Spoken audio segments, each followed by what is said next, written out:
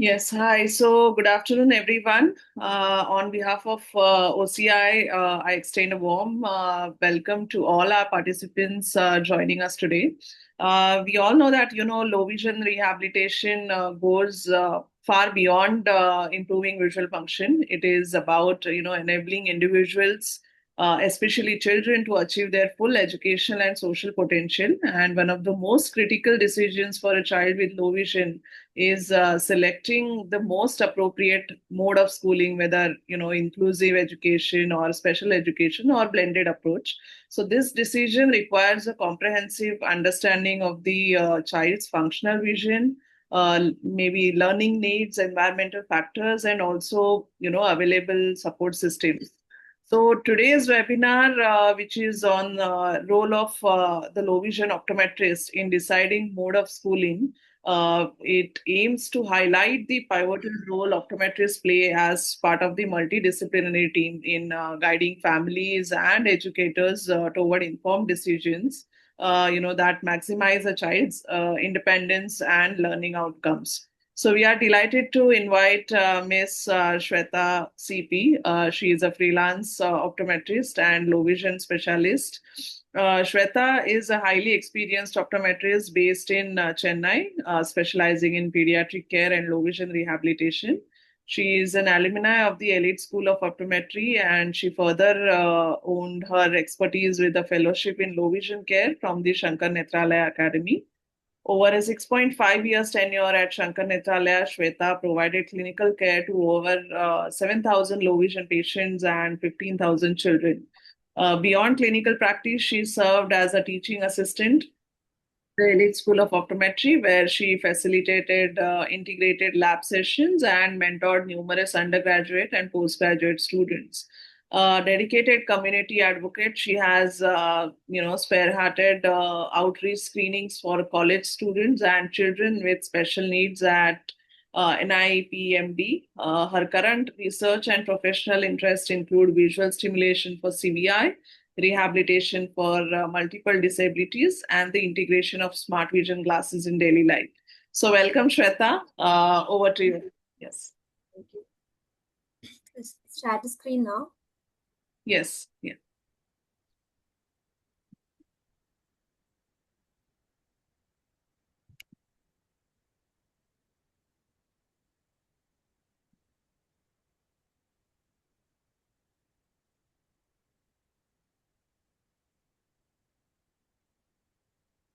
Let's move on to the topic. Good evening to everyone. So, these are the content of the presentation. So, what is the role of optometrist in deciding mode of schooling? Let's move to the case one. Let's start with the case presentation. An 1-year-old male child came to the low vision clinic with a diminution of vision from birth. He has a birth history of preterm delivery with 30 weeks gestation. It was normal delivery with 1.41 birth weight. He was admitted in NICU and oxygenation given for 18 days. His vaccination is up to date and no developmental delay. He has the clinical diagnosis of right eye retinopathy of prematurity, stage 4, and left eye ROP with a temporal falciform fold. And during external observation, the child has no eye contact. During vision check, in the right eye, the child does not follow light and illuminated toys. In the left eye, child follows light and illuminated toys only in the dark room and follows bright colored toys close to face, and he resists occlusion of either eyes. And the advice was given as visual stimulation therapy demo exercise was given, and the instruction handout how the procedure has to be done that was given to the parents, and discuss the mode of schooling with the parents, and it can be decided at 4 years of age based on vision at that time. So 1 year of age, you cannot decide anything at that point, right? So child may see the light or does not see the light, you can directly does not send the child to blind school. So we have to wait until the vision visual function develops, and we can reassess the vision at till 4 years, and then we can decide. So what we have done, motivated parents to teach objects and shape recognition, and return to clinic after 6 months for vision check. And case 2, so 6 years female with the birth history of full-term C-section delivery, 2.5 birth weight. Yeah, she has a respiratory distress syndrome, history of fever with sepsis on second day and kept in NICU for 1 month. And homotropin flash was done. Right eye shows 1.5 diopters and left eye shows 1.5 diopters spherical. And the clinical diagnosis shows hypoxic ischemic encephalopathy sequelae with both eyes optic disc pallor. And MRI shows diffuse thinning of corpus callosum, suspect of periventricular leukomalacia. And child is accompanied by father and grandmother. One child has a history of developmental delay, gross motor delay, slow in learning, and never done early intervention before. The child is under seizure medication for 3 years and medication course changed now with pediatric neurologist. The child knows alphabets and numbers orally but does not write. Child studying in second standard in normal school goes to school with twin brother. Child steps into objects on floor. And during external observation, the child has speech delay, has cognitive issues, and forgets easily. During vision check with the Lia symbols for distance, right eye she reads 1 by 19 and left eye 1 by 30. And near vision for right eye N32 at 10 to 15 centimeters and left eye N40 at 10 to 15 centimeters with near Lia symbols chart. And during LVD trial, just demo 4x demo dome magnify demo shown to the father just to reassure. Nothing can be given at that point of time with this very low vision for the child. And you can see this is the handwriting sample of the child. She cannot barely write anything, not even A or B, but she is studying in second standard. Just she is going with the twin brother. She is coping up with the help of brother, but she can tell anything orally, alphabets and numbers orally, but she cannot write anything well. And the final prescription at that point of time, no LVD is given, no glasses is given because the cycloplegic value is also not that significant. It's just 1.5 diopters. Okay. So what we have advised, explained about the condition and prognosis to the parents and need of early intervention and its importance in cognitive development is explained, and child cannot comprehend with braille learning. Since because the child has cognitive issues, the child cannot comprehend with braille learning. So we cannot tell this child to go to blind school again. Advice to join child in special school or normal school with special educated training at home like a shadow teacher or inclusive school. Explain to father and contacts their child is from Uttar Pradesh. So contacts from Uttar Pradesh is given for the same. To give eye-hand coordination exercise like joining the dots, coloring, mazing games, explain to father and advise to use 8 or 10D bold size pencils. To review with pediatric neurologist 3/12 and review to low vision clinic after 1 year. In case 3, 15 years male has a clinical diagnosis of retinopathy of prematurity. Both eyes status post scleral buckle and band removal was done, and left eye is also aphakic. You can see left eye emulsified oil in AC. This is a fundus drawing of the child. And you can see multiple surgery was done. Drag macula and temporal in left eye. And child is accompanied by mother. Has a history of child is studying in 10th standard, sitting in front row, and teachers are helping him in classroom. And extra 30 minutes is provided for exams. And child is having good academic performance. The child is already using 4x dome magnifier 65 for the past 2 years for 30 minutes while reading. He has recently applied for disability certificate. He is reading N4 at 20 to 25 centimeter with dome magnifier. And the spectacle power was right eye -12 with -2 cylindrical across 20 in both eyes. In the presenting visual acuity, the child reads 615 in right eye with Bailey-Lowy-Lagmar chart and near vision N6 with M and read chart. And left eye, he does not have vision, it's a HM plus vision only is there. And the refraction, new refraction is done and refraction shows -11.5 diopter spherical and with 2.225 diopter cylindrical across 20 with dull glow in right eye, and left eye is aphakic as we already see in the file with +10 diopter spherical with dull glow. So the balance power, just the balance power is given for the left eye as its whole spectacle power because vision is not there in the left eye. So no complaints for distance and near vision for that child at that point of time. He has difficulty for mobility only in unfamiliar places. And confrontation answer contrast sensitivity test shows normal. And what we have advised for the child, letter to school is given to make the child sit in the first row constantly or to give any extra time in the exams. So we have provided letter to school for the class teacher. And motivated to improve academic performance, discussed about course selection after 10th standard, to learn computer basic skills during summer vacation. Moving to case 4, 11-year-old male with the clinical diagnosis of status post silicone oil removal and lens aspiration in the right eye and emulsified oil with no fundus view in the left eye. The child is accompanied by parents, and the child not yet started blind school due to health issues. He had recurrent seizures and on his medication. He has 100% disability certificate and availing travel concession. In external observation, the child responds well to commands. And prescription details. Glass prescription is wearing right eye plus 15.5 diopter spherical with minus 2.2 diopter cylindrical across 180, and left eye plus 1.75 diopter spherical with the respective ads in both eyes, and child present with nystagmus. And with mobility, the child is independent in familiar places.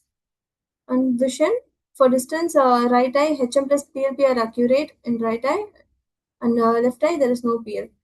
And near vision, the child cannot comprehend barely any to N64. On trial, little low vision trial was done. Nothing is trial was done for the patient, and refraction then looks stable.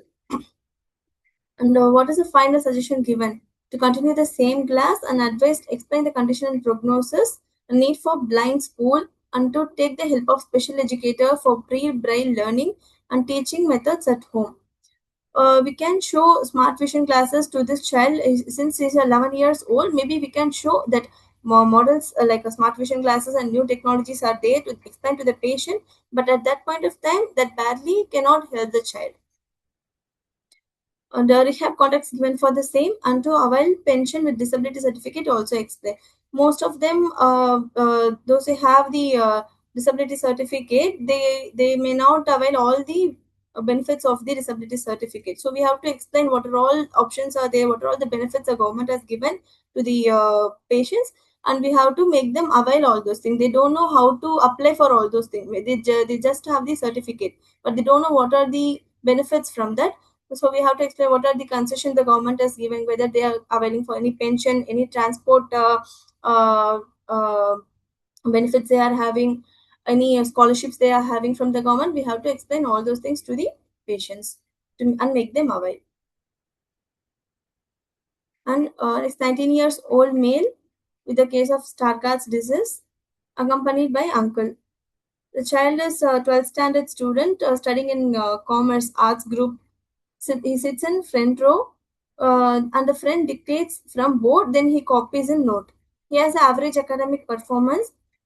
He is a younger brother studying in 10th standard. He has no eye problem. His father is a fisherman, mother is a housewife, and he needs extra time for exam. The child discontinued school 5 months back due to vision problem. And he has complaints of difficulty in seeing blackboard, difficulty reading school books and writing along straight line, and steps on objects on floor. And the distance vision during assessment, right eye 676, left eye 676, and binocularly also he reads 676 with belly lobe chart. He reads with eccentric viewing.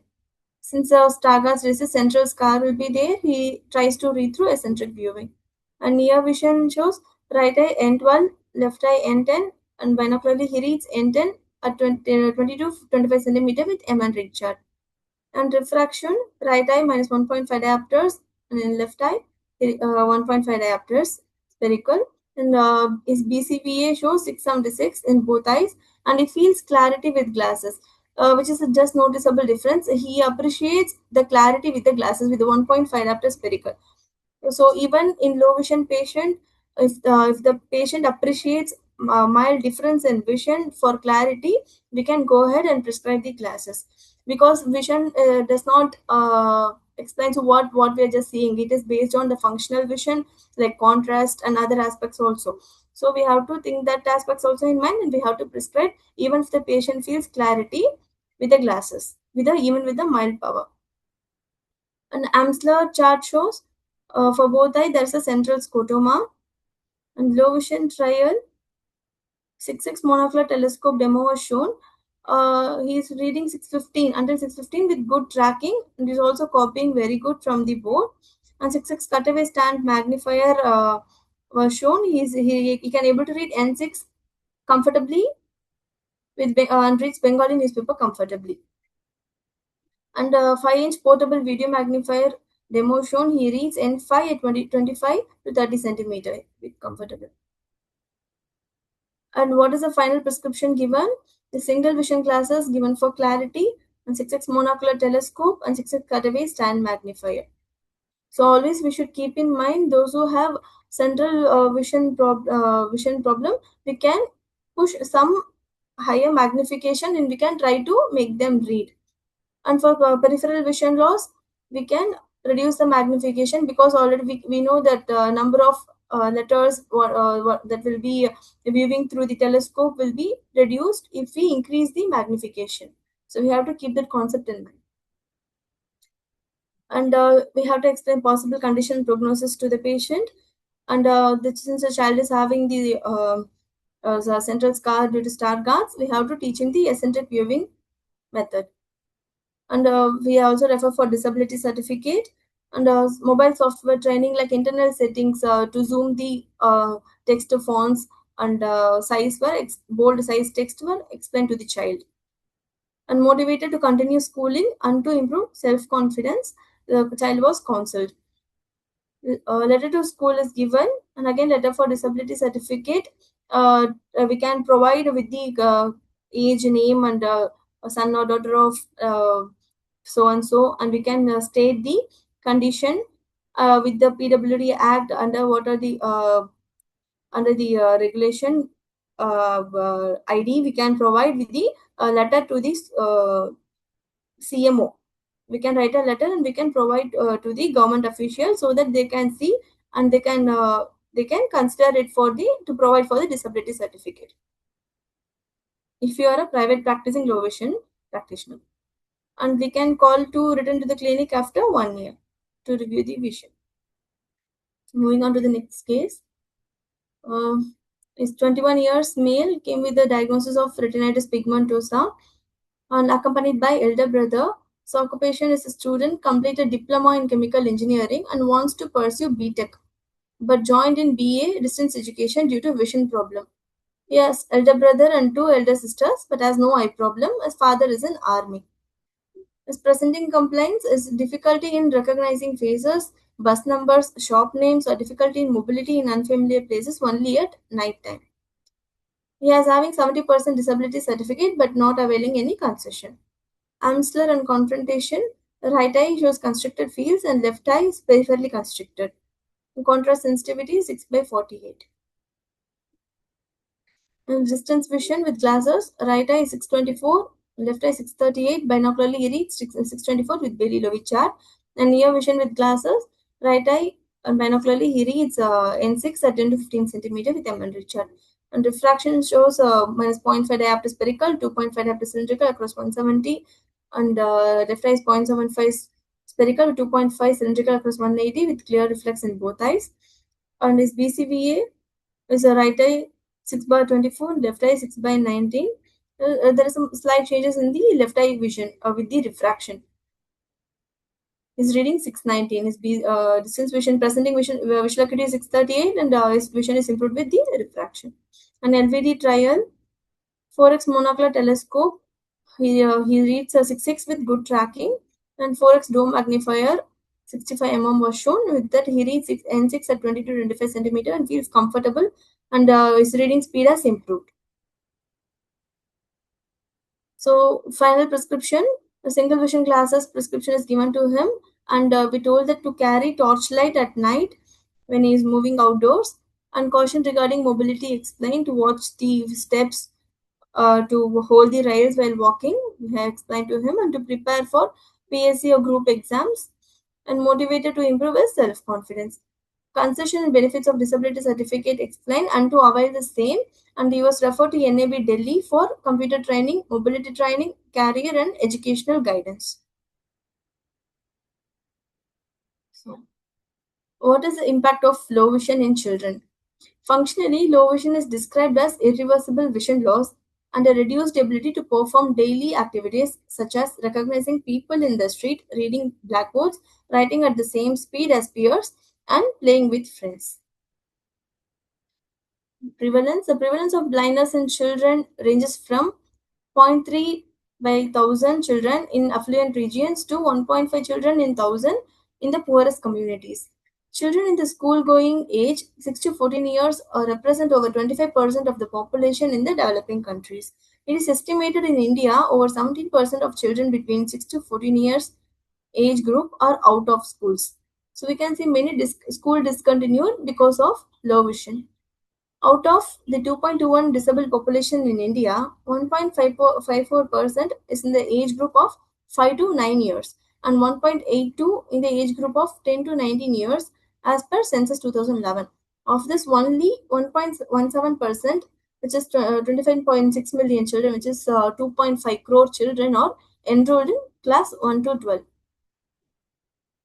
What are the causes of pediatric low vision? During infancy, pregnancy and perinatal period. During pregnancy, it may be the first 3 months of gestation. It may be due to embryogenic factors, leads to structural deformities. And due to perinatal period, it may be of birth asphyxia. The child may not get the proper oxygenation, which leads to ROP and encephalopathies, which leads to low vision and blindness. And in older children, nutritional deficiencies like vitamin A deficiency causing corneal blindness, infection like CMV, rubella, and tumor, injury, neurodegenerative diseases, and toxic metabolic diseases. And hereditary retinal dystrophies like RP and Stargardt's are very common in India. Oculocutaneous albinism, myopic degeneration, optic atrophy, congenital corneal anomalies, and corneal nystagmus. So usually the pediatric low vision causes are based on region to, it may vary from region to region, and it based on socioeconomic status also. So how do we evaluate at low vision clinic? We can take a detailed history of the patient, and we can do the vision assessment using logmar chart, and for reading M1 read chart and number chart. And how it is differ from a assessment of children. For children, we need functional vision assessment with the Leah's chart. For verbal children, we can use Leah's chart, near reading chart also. Leah's available, so we can do assessment with the charts. And for non-verbal children, we can do teller acuity, cardiac acuity, paddles, and functional vision assessment using toys, lighted toys. And we should not use sound toys as it may stimulate the hearing thing. We have to use only visual stimuli for the children. And for near vision, we can use candy bead test. We can show the uh, colored differ from the colored background. We can put the different color candies in the hand and ask the child to pick from different size ranging from 10 mm to 2 mm, 1 mm. We can differentiate the size and ask the child to pick the candies from hand. You can declutter or clutter, like differentiate from the background color or from the plain background. We can show it to the child, and we can see until how close the child is seeing to pick the bead, or until how much till how much small till small bead the child can able to pick up. We can able to assess the functional vision. And what are the factors to be considered before prescribing a low vision device to the child? uh, Age is the main factor, and importance of the device, whether with the device the child vision is improved, and with the device will really help the child for that age. And handling of the device, whether the child can able to handle the device properly, whether the child is aggressive or what, whether the child will break the device. So we have to think all the aspects, and we have to prescribe the device. We also think about the economic background, whether the child can able to afford it, and the social factors like whether if the child takes it to the school, whether the peers like friends will tease the child or not. We have to think about all those aspects and then prescribe the device. And classroom environment, this is a performer we should ask in the ask during the history, like what standard this child is studying, and who is the informant, mode of education, whether the child is studying in special school or regular school or private school, school name, class teacher name, address of the school, and class strength. Main points like class strength, seating position, whether the child is sitting in center or corner, approx distance from board, which bench, whether the child is sitting in front row, back row, color of the writing material on board, whether the child teacher is using white chalk, or what color board the teacher is using, green board or white board, or they are using digital display. So name of the windows in class, sitting beside window, amount of light in the class, like dimly illuminated or optimally illuminated, or whether it is too glare. We have to ask all those questions. And academic performance also, we should ask whether the child is in a difficulty in copying from blackboard. If the child says yes, then how he or she is managing, we should ask whether the child is copying from friend, or going too close to the blackboard to copy, or taking friend's note to the home and to copy, or teacher is dictating while writing. Whether the child is using extra hours for writing the exam, and use of special assistants like scribe or braille, or taking notes, we have to ask. And since how long they are using the scribe, and any other difficulty with the special assistants. So is the teacher cooperative and ready to give individual attention? Yes or no, we have to ask. If not, we have to provide the letter to the school management.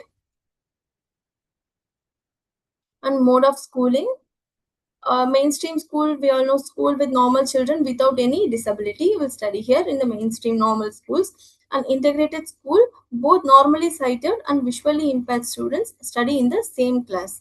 So it has the two model. It has the resource model and itinerant model.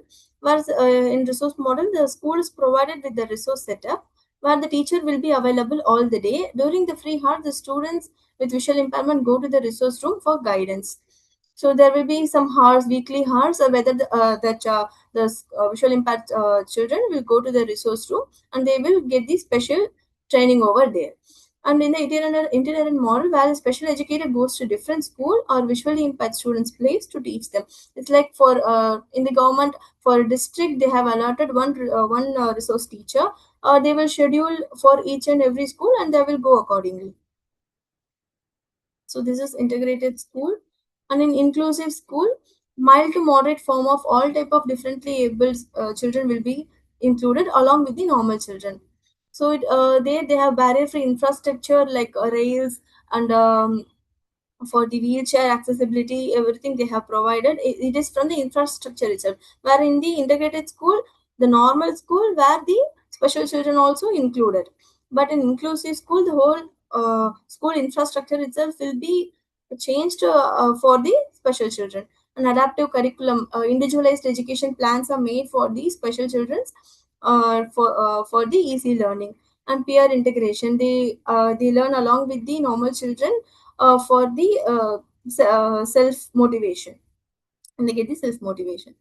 And we know special school is school for visually impaired, like a blind school or deaf mutism school, or mentally retarded school, or learning disability, or any other specific disability, that is a special school.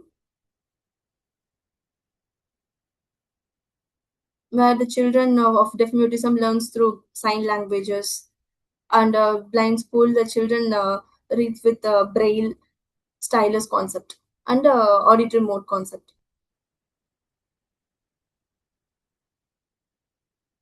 And what does National Educational Policy 2020 says? Children with disabilities will be enabled to fully participate in the regular schooling process from the foundational stage to higher education. The Rights of Person with Disabilities RPWD Act 2060 defines inclusive education as a system of education wherein students with and without disabilities learn together. So they want all the students to learn together, and they do not want any dropouts. Recruitment of special educators with cross disability learning, and for the establishment of resource centers wherever needed, especially for children with severe and multiple disabilities. So there is a no major difference between integrated and inclusive schools. Uh, uh, in India, it is a minor difference. It differs from region to region. Actually, it different policy differences are there. differs from region to region. Different categories of children with disabilities having different needs. Assistive devices like screen readers, tactile graphics, and braille ebooks, and appropriate technology based tools for teaching and learning material like textbook in accessible format such as large print and braille are made available to help children to integrate more easily in classroom. NIOS, National Institute of Open Schooling, develops high quality modules to teach Indian Sign Languages and offers educational equivalent primary, secondary, and vocational courses. It's like NIOS, a National Institute of Open Schooling, is really helpful for children who cannot really go to school because of multiple disabilities. They can have a shadow teacher at home. They can come to the teacher can come to the home, educate the child at home, and the child can only go to the exams for writing the exams. That is NIOS. And children with special needs. In India, household surveys and special surveys are carried out every year by all states to identify children with special needs under a centrally funded program called Sarva Shiksha Abhiyan, a comprehensive and integrated flagship program by Government of India to attain universal elementary education. It is estimated that 27.79 million children are children with special needs. Out of that, to 25.3 million, 2.5 crore children with special needs, 90% of those are enrolled in schools. Further, 12,946 children with special needs are being covered through school readiness program, and 1.85 million children with special needs are being provided home-based education in 31 states and union territories. So, take home message. So, during history taking, we should not stick to only conventional history taking. For children, we should go on as per classroom environment history and academic performance, and how they are at home. Whether the child can walking comfortably, and all those things we have to ask. And during vision assessment, functional vision assessment for pre-verbal children with cardiac acuity, rudimentary vision kit, and LIA symbols are mandatory. We should do the functional vision assessment with these charts. And management. Additionally, a wide range of non-optical devices and electronic assistive devices are available. We have to tell the parents and reassure that blindness or low vision means it's not the end, and there are numerous options are there, and we have to tell the parents that these options will really help the children, and ask them to continue the schooling. We have to give specific letter to school management is being given based on the needs of seating arrangements, compensatory time during exams, and use of low vision devices. And for referral, children will be referred to integrated and inclusive mode of schooling based on the child's needs and based on the child's uh, strength at that point of time based on the visual needs. And we know low vision is not equal to blind, so we cannot directly refer any child to blind school. So what is the importance of low vision optometrist? So low vision, as we know, it is a multidisciplinary approach. An optometrist must know where to refer a child. Example, if the child is having ADHD, so many low vision children or blind children has behavior issues too. So if you see a child with ADHD, you try to assess the vision. So after struggling for like say 20 minutes, 30 minutes, also the child we cannot comprehend the vision. Then we know, okay, this child we cannot do the vision assessment. I'm telling about the severe extreme cases of ADHD, mild, moderate, and all we can do the assessment. So at the extreme cases, you can refer the child to a rehab specialist where they do the early intervention. And once the child develops the behavioral and the visual attention, then the child will cooperate for the vision assessment. So we should know early intervention is really necessary because the under 6 years of age, under the crucial period, we know every child, children with low vision or any cerebral palsy difficulties and those things, no cognitive impairment, those children needs early intervention. So before the neuroplasticity develops, we have to refer the child to early intervention. Many parents they does not know about the cognitive impairment and those things, so they keep the child at home. They say this, but the child is like that only. The child does not speak, the child cannot walk. This is my child will walk at later. His father also work later ages only, like that the parents will say. But it's our duty to explain to the parents, reassure the parents that this is not normal. We need something called early intervention, and we have to refer the child properly. Okay. And then next, the psychological counseling and self motivation. A need for special schooling are given to the parents whose educations are visually children are visually impaired. So our parents at some point they themselves think my child cannot do anything. My child is blind. My child is low vision. They cannot do anything, and they really not aware about any options in India. So we have to go ahead and tell them what are the options available. And sometimes parents psychologically they broke down at the point when you tell the child ROP stage 5 and all. When you explain, the child cannot see any further, the parents will really break down in front of you. So we have to be careful while using the words, and the parents also need psychological counseling and self motivation for the parents also we need to give. And we have to explain what are the possible options, and we can show the role models of visually impaired and blind persons who are all there in India, what and all they have succeeded. We can really show to the parents. And braille training and computer jaw software demonstration must provide for children with low vision. So like around 10 years, 11 years of age, we can tell the child to join in computer basic computer training courses for summer camps. Like that we can take braille or magic software. Many softwares are there. Just we can say child to enroll in any computer related uh, basic training. And awareness among ICAM professionals and parents is mandatory for bringing up these children with low vision.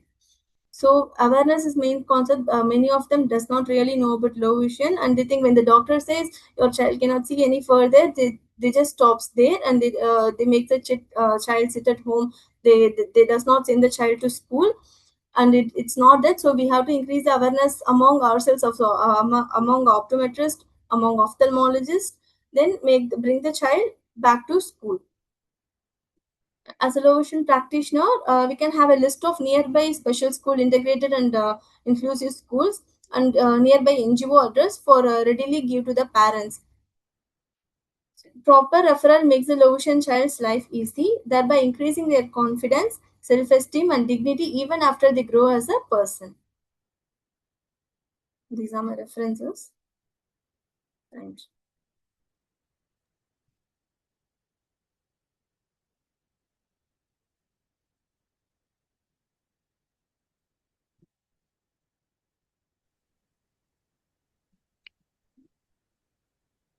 Yeah, thank you. Thank you so much, Shweta. It was, very insightful talk. You spoke about national policies. You gave some tips. Keep the special schools list and NGOs with you. And again, you discussed some wonderful cases with different age groups, basically. So it was a very insightful talk. If participants have any questions, please put them in the chat box. We can take them up now. I would just like you to, summarize, Shweta, that what factors influence the decision, basic for parents, whether they have to, go for the inclusive education or the special education for a child with a low vision. So, what factors you can just give a summarize, thing for the parents, that what factors basically we should look for if It's based on the parents' region where they are living. No, that region, like if they are from Uttar Pradesh or Delhi, there are vast options are there. But if the parents are from remote area, we know there is a less option. And again it's depend on the background also. If the parents are well educated, and they are not thinking about the cost, they are ready to shift to like Bangalore or Delhi. They can really move, thinking about the child, they are really moving. And but if their so background is really poor, now again it is lacking. right, okay. That is the main factor. Otherwise, from our point of sight, there is no such factor that we have to tell only blind school to the child or only integrated. We are giving all the options, but with the vision, we are deciding whether the child will go to integrated or blind school. That is based on the vision. But the options what we are giving to based on the list, no, we are giving integrated school now. Again, it depends on the region and the background of the parents, what Oh, they are choosing. okay. And can a child, transition from the special schooling to mainstream education maybe after successful low vision rehabilitation? So, have you encountered such cases? Special school to normal school. Yes, No, yes. mostly special school children's, no, they tend to continue with the same. Hmm. Yeah, I have encountered one or two, but when they shift from braille to normal mode, no, they are facing some difficulties. Here they are everything through writing mode. Again, they need scribe here. Whereas in blind school, no, they are through auditory mode. Again, they are using scribe there, but the learning methods are different. Okay. Whether we have to see whatever we are seeing, seeing and writing concept in the normal school, and auditory mode with the tactile braille method is in the blind school. Again, the mode is different. So some I have seen barely 2 or 3 cases like that, whether shifting from special to normal school. Again, they are not comfortable yet. Right. Okay. Okay. Any questions from the participants? We can take them up now. Okay, Mona Lisa is commenting. Thank you so much, ma'am, for the insightful session. Any other comments or questions you want to ask the speaker?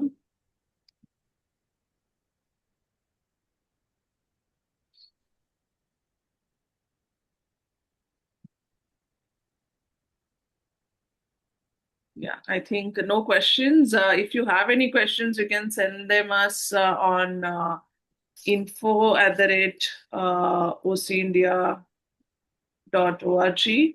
So we'll be able to, get back to with them to Shweta, and Shweta will answer them for you. Yeah, So sure. we are conducting low vision workshop in Pune. It's a hands-on workshop, and we are conducting it on 9th of August. So those who live near Pune, maybe Mumbai or Gujarat, they can attend the workshop on 9th of August. It's a extensive workshop, full day workshop. So please register, and all the information you'll get it on our OCI social media platforms. So as we conclude today's webinar, I would like to express, a heartfelt gratitude to Ms. Shweta for delivering such a insightful and a practical session on the role of low vision optometrists in determining the most appropriate educational pathways for children with vision impairment. So thank you for that. And I would also like to thank all the participants for their presence. So we look forward to your participation in our upcoming OCI educational sessions. So thank you once again. Have a wonderful day. Thank you for giving me this opportunity too. Thank you. Thank you, Sharon. Thank you all.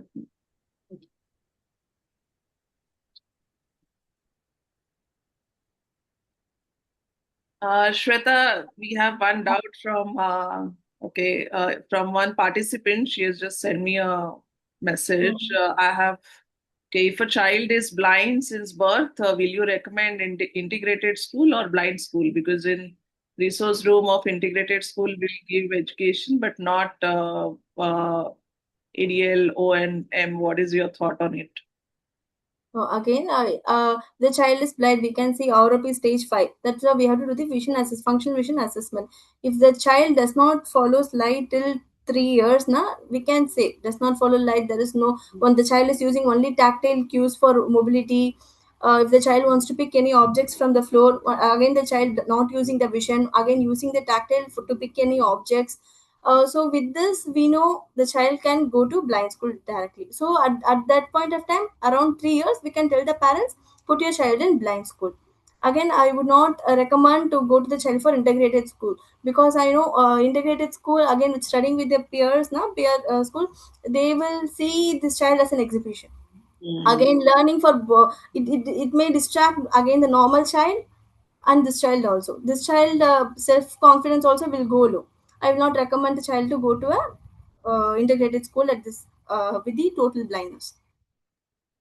Okay. Yes. Yeah.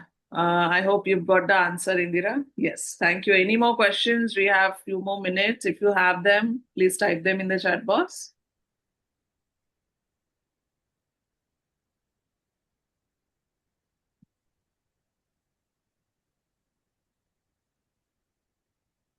No, I think, yeah, we'll end the session. Thank you all. Thank you for participating. And thank you, Shweta. Thanks. Thank you. Thank you so much.